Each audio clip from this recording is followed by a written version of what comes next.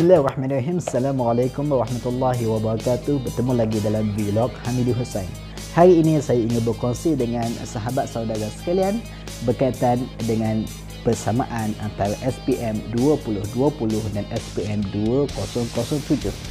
Seperti mana yang telah kita ketahui, pada tahun ini para pelajar yang akan menduduki SPM telah melalui satu sistem pembelajaran yang luar biasa yang tidak pernah berlaku dalam sejarah Malaysia, yakni belajar secara online atas talian di rumah disebabkan kes COVID-19.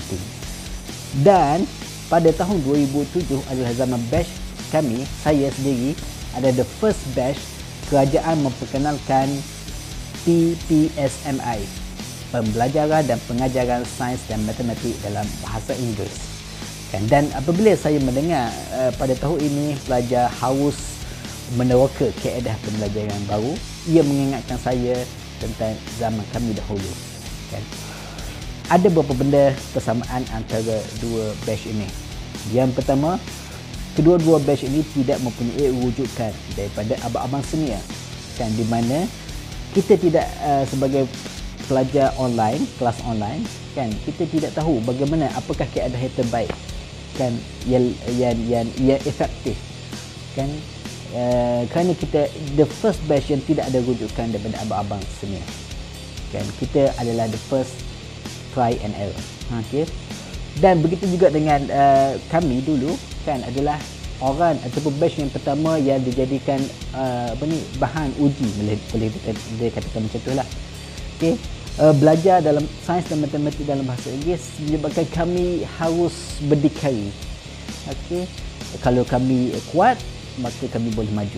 Kalau kami terlalu bergantung pada orang lain, at last ia menyebabkan kami ketinggalan.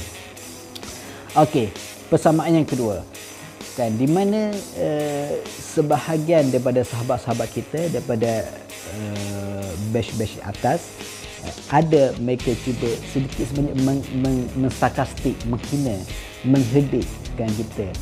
Sebagai contoh, mungkin kita pernah dengar, korang ni SPM 2020 ni mesti batch COVID begitu juga kami batch yang belajar bahasa Inggeris digelar sebagai batch Mak Saleh, batch poyo belajar bahasa Inggeris dan sebagainya. So kita harus ni kerana kita yang nak belajar, bukan mereka. Tapi insya-Allah apa yang diperkatakan itu akan menjadi kenangan yang manis kita pada masa akan datang. Persamaan yang ketiga adalah cabaran dalam belajar online ataupun dalam bahasa Inggeris, di mana cikgu-cikgu sendiri, para pendidik sendiri menghadapi kesukaran. Kalau dahulu kami belajar di mana selama ni kami punya cikgu mengajar dalam bahasa Inggeris terpaksa tukar bahasa, laras bahasa ke dalam bahasa Inggeris. Dulu Melayu, kemudian kami mengajar kami dalam bahasa Inggeris. Istilah-istilah matematik dulu Melayu, kemudian tukar bahasa Inggeris, menyebabkan cikgu-cikgu kami sendiri pun menghadapi kesukaran. Begitu juga dengan batch 2020, di mana sebahagian besar para guru, para pendidik sebenarnya menghadapi kesukaran dalam menyediakan bahan-bahan atas talian online ini sendiri. Menyebabkan kadang-kadang maklumat, ilmu tidak mampu sampai kepada para pelajar dalam keadaan yang terbaik.